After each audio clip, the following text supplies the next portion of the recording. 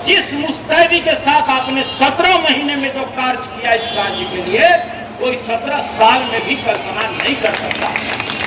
आपने आरक्षण की बात की और आपने उसको अमली जामा पहनाया।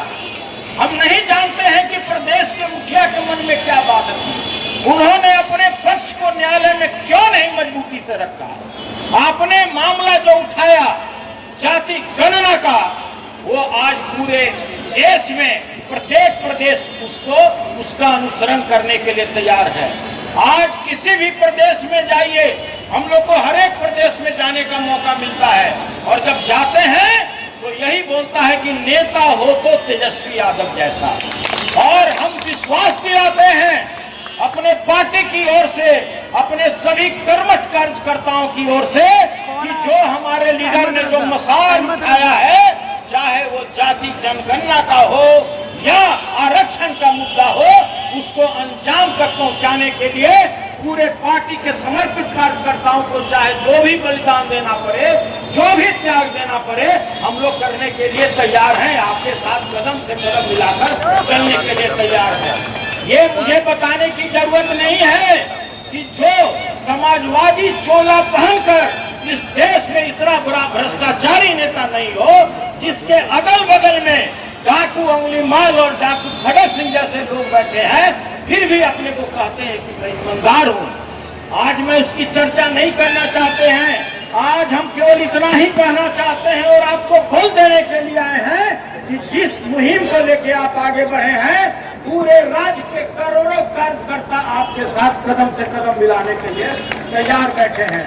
और इसी के साथ अपने वाणी को विराम देते हैं। जय हिंद, जय राष्ट्रीय जनता दल। सूत्र भाइयों, आज ये जो धरना प्रोग्राम है, किस बात के लिए है? हम अपने आरक्षण को मांग रहे हैं और नारा हम क्या लगाते?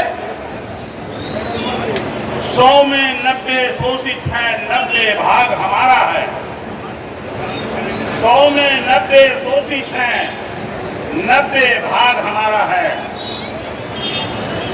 और जब से ये आरक्षण का मामला आया है, ये आरक्षण शब्द में इतना बड़ा बड़ा बबूल का कांटा है कि जो 10% के लोग हमको भकर भकर उगड़ जाता है अंदर तक, जिससे घबराए रहते हैं, वो याद रखिएगा। लेकिन शूद्र लोग जो हैं, उनको ये समझ में नहीं आती, तो शूद्र नेता ही कहता है कि आरक्षण के विरोध में आरक्षण तो 10 वर्ष पहले आना चाहिए था। अपने अपने ढंग से इसका विश्लेषण करता है। मैं आपको बता देना चाहता हूं, है कोई ऐसा धरती पर आदमी, हमको बताइए तो जरा, जो आपको शूद्र बना के रखा? मुंह से जो आदमी थूक फेंकता है, वो ऐसा आदमी धरती पर पैदा लिया जो ऊंचे कुल खानदान में पैदा लेने के कारण, बड़े घर में पैदा लेने के कारण छोहाड़ा किसमिस कोई से मुंह से निकल जाए? अरे भाई बताओ, है कोई ऐसा धरती पर आदमी मां के कोख से पैदा लिया? हाँ, हम उनकी बात नहीं कह सकते भाई, जो बायोलॉजिकल आ गए हैं धरती पर, उनकी बात को नहीं कर सकते। कहते कि मैं बायोलॉजिकल आ गया, हम उनकी बात नहीं कह रहा हूं। याद रखिए, आरक्षण जो शब्द है, डॉक्टर भीमराव अंबेडकर ने इसलिए नहीं दिया कि आप आर्थिक रूप से कमजोर हैं। आरक्षण दिया इसलिए कि जो समाज में सामाजिक गैर बराबरी है, जातीय आधार पर छुआछूत है, इंसान को इंसान से नफरत दिखाता है, उसके खिलाफ ये आरक्षण दिया डॉक्टर भीमराव अंबेडकर ने संविधान में, जिसको लालू प्रसाद जी ने मजबूती के साथ लागू करने का दिया संकल्प। और जब मंडल कमीशन लागू हुआ तो फिर से याद कीजिएगा, आडवाणी जी का कमंडल मंडल को रोकने के लिए निकला था, मंडल को रोकने के लिए। पीछे से दिक्कत, आज फिर से आपके आरक्षण को रोकने के लिए जो आरक्षित वर्ग के लोग हैं वही कुछ उल्टा पुल्टा बोल रहे हैं। मुझे कहने में जरा भी हिचक नहीं है कि जो लोग भी दलित समुदाय के बीजेपी में है, जेडीयू में है, वो आरक्षण विरोधी है जो दलित समुदाय का है। कभी आपका नहीं हो सकता, कभी डॉक्टर भीमराव अम्बेडकर का नहीं हो सकता है, याद रखिएगा। इसलिए वैसे तत्वों को पहचानिएगा और पहचान करके उसके खिलाफ बगावत की आवाज लगाइएगा। और ये जो 9वीं अनुसूची में लागू शामिल करने की बात है, ये इसलिए है कि इसमें कोई छेड़छाड़ न कर पाए। अभी क्या हुआ, तेजस्वी जी के नेतृत्व में 17 महीने के कार्यकाल में जनगणना हुई और जनगणना के बाद 65% आरक्षण लागू हुआ। उस आरक्षण को ठंडावस्था में डालने के लिए कोर्ट के सहारे से उसको फ्रीज कर दिया गया है।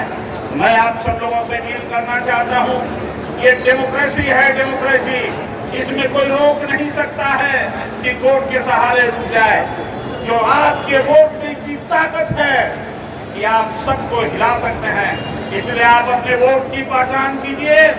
आगे आने वाले दिनों में तेजस्वी यादव को मजबूती से हाथ हम मजबूत करेंगे और संविधान के 9वीं सूची में आरक्षण जो है 65% इसको लागू करवाने का काम करेंगे, लागू करवाने का काम करेंगे, याद रखिएगा। दूसरी बात और मैं कहना चाहता हूं, याद रखिएगा, जातीय जनगणना कोई रोक नहीं सकता है। जो संकल्प लिया लालू प्रसाद जी ने, जो संकल्प लिया तेजस्वी प्रसाद ने, अब कोई माई का लाल जातीय जनगणना को नहीं रोक सकता है। देश में देर हो सकता है, अंधेर नहीं हो सकता, देर हो सकता है, नहीं हो सकता। इसलिए आपका झंडा बुलंद है, राष्ट्रीय जनता दल का झंडा बुलंद है और जब तक ये संविधान है तब तक कोई इसको रोक नहीं सकता है। जातीय जनगणना और 9वीं सूची में आरक्षण को डालने का काम गरीब भाइयों से मैं पूछना चाहता हूं। मुंह हल्ला दोस्त 1 मिनट में और अपनी बात, मुंह बड़ी तेजी से हल्ला कर करके कहता है कि बहुत आरक्षण मिला, बहुत आरक्षण मिला दलितों को। है कोई यहाँ माई का लाल जो हमको बता दे कि 2014 के बाद किसी दलित छात्रों को छात्रवृत्ति मिली है? कॉलेज में छात्रवृत्ति बंद हो गए। जहाँ कारखाना था पढ़े लिखे लोगों का निकलने का, कारखाना बंद हो गया। आज तक जुडिशियरी में आरक्षण नहीं मिला। हमारा लागू कितना हुआ आरक्षण भाई?